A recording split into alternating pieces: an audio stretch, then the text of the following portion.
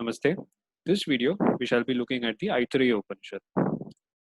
The Aitareya Upanishad is the only Mukhya Upanishad belonging to the Rig Veda. It deals with concepts such as the origin of the cosmos, the relation between Atman and the cosmos, and the reality behind the cosmos, which we will be seeing in detail. The Mahavakya Prajnanam Brahma, which means consciousness is Brahman, is from this Upanishad. This is a brief introduction to the Upanishad. Now, the Upanishad explains the origin of the cosmos from the Atman in the form of a story. It's in a very simplified form, and it is practically in the form of a story.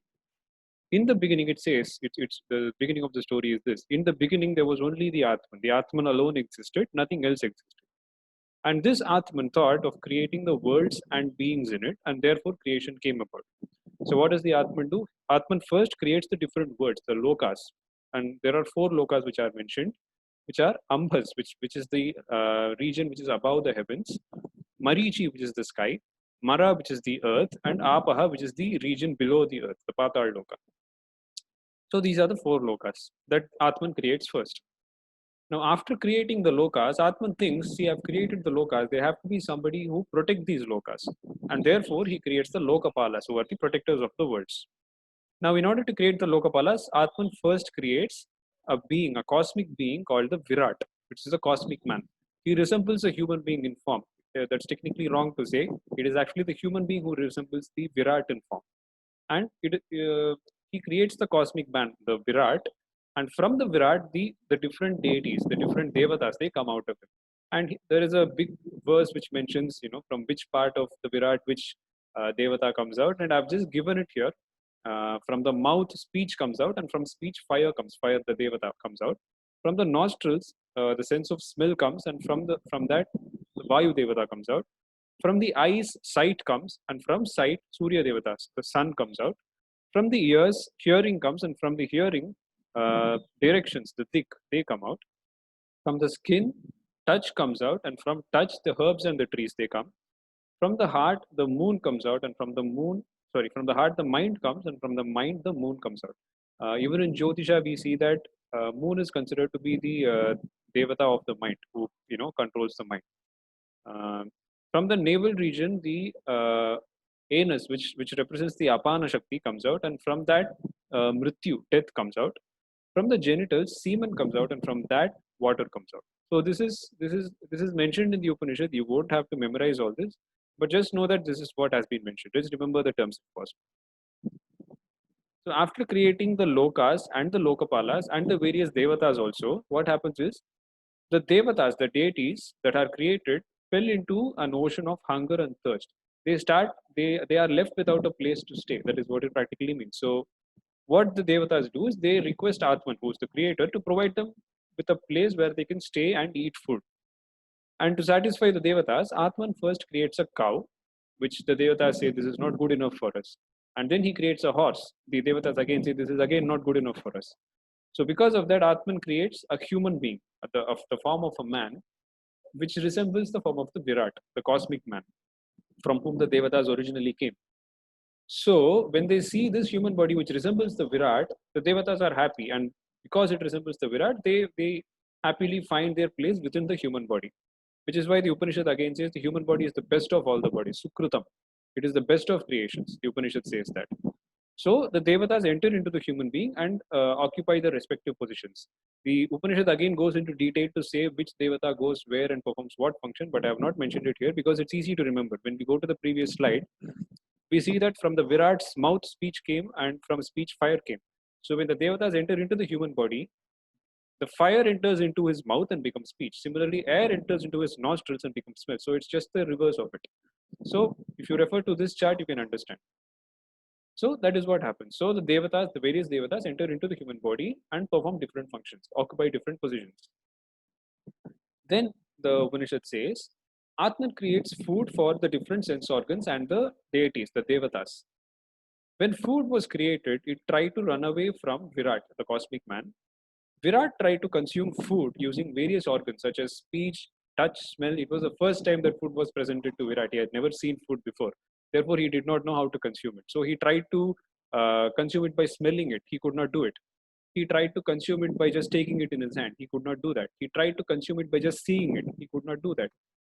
Then finally, he succeeded in taking food through, there's a typo, it's not through the mouth using apana. Apana here refers to the indrawing energy, the energy which pushes the food inside, the downward of flowing energy, for instance. So he succeeds in taking the food through the mouth, as we all consume it now. So the Upanishad says that that is why, because the Virat was successful in consuming food in that fashion, which is why food is being consumed in the same fashion by all the creatures through the mouth using apana. So this is about the creation of food. This is how the story goes. It's a story, nothing less. Then it says after Atman finished creating everything. He's created the worlds, the lokas, the lokapalas who are the protectors of all these worlds, and beings to populate the worlds. He's created animals, human beings, everything, plants, everything has come about. Then Atman decides to enter into his creation. Atman thinks that all that I've created cannot function without me residing in them. Therefore, he decides to enter into what he has created. And it is said that it entered through the opening on the top of the head of a human being. It enters into the human being through the top of the head. It is called the term used in the Upanishad is Vidruti, the opening on the skull, which in yogic terminology we call it as the Brahmarandra, the opening, the opening on the top of the head. Once in the human body, as the Jivatman, the individual soul, the Atman realizes that it is in reality Brahman, because it is the Atman, it's himself who created everything, and it is Atman himself who enters into everything. So he realizes that it is nothing apart from Brahman.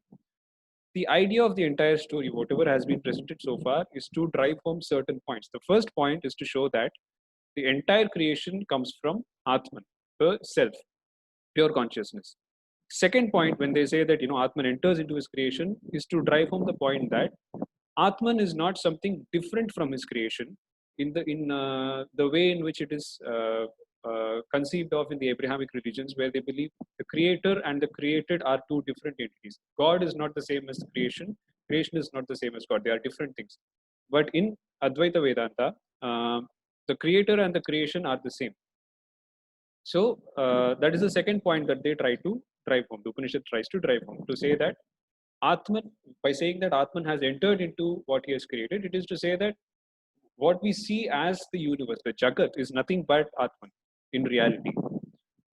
And the third point is to say that this Atman is nothing but Brahman, the supreme self, what we call God or whatever, supreme reality. It is the same as the supreme reality, which is Brahman. So these are the three main points that are intended to be conveyed through this elaborate story.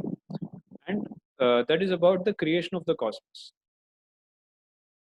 The next topic is the concept of Brahman in the Aitareya Upanishad. The third adhyaya, the Aitareya Upanishad has three adhyayas, and the final adhyaya of the Upanishad states that the whole of creation, both the physical universe, the mental universe, as well as the different lokas, the different gods that populate these lokas, who preserve everything, all of this, the entire objective universe is impelled by prajnanam, consciousness. Consciousness is not exactly the right word to use here, because the suffix ness means it means a quality. We say redness, which means the quality of being red. When we say consciousness, it means the quality of being consciousness, but that is not what is exactly tried to be conveyed through this. But because of lack of a better word, we use the term consciousness. So it is impelled by prajnanam, which is the pure consciousness, and it is prajnanam which gives everything its reality. The entire universe has prajnanam as its eye. What is meant to be conveyed is that it is prajnanam which reveals everything. It is that which shines light upon everything, and everything is established in prajnanam. Prajnane pratishthitam. It is the ground of the entire universe, and finally it concludes by saying prajnanam Brahma.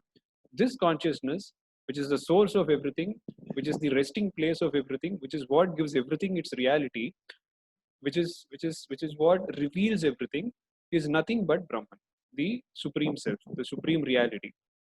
Consciousness is the supreme reality. So the four main points which the Upanishad tries to convey are that entire creation comes out of the self. It is the self itself it is the Atman itself which becomes the creation. They are not two different things. The creation and the created creator and the created are not two different airtight entities. They are the same. It is the creator, it is the Atman itself which manifests as creation. That is the first point. Second point, the Atman is non-different from Brahman. There are no two things as individual self and supreme self. They are both the same. That is the second point. Third point is that prajnanam, which is the same as the individual self or Atman, is what gives everything its reality, is what impels everything, is what makes everything function in essence, is what reveals everything, and it is the ground of the entire universe. And this again is non-different from Brahman, which is the supreme reality. So this is what the Aitareya Upanishad tries to convey.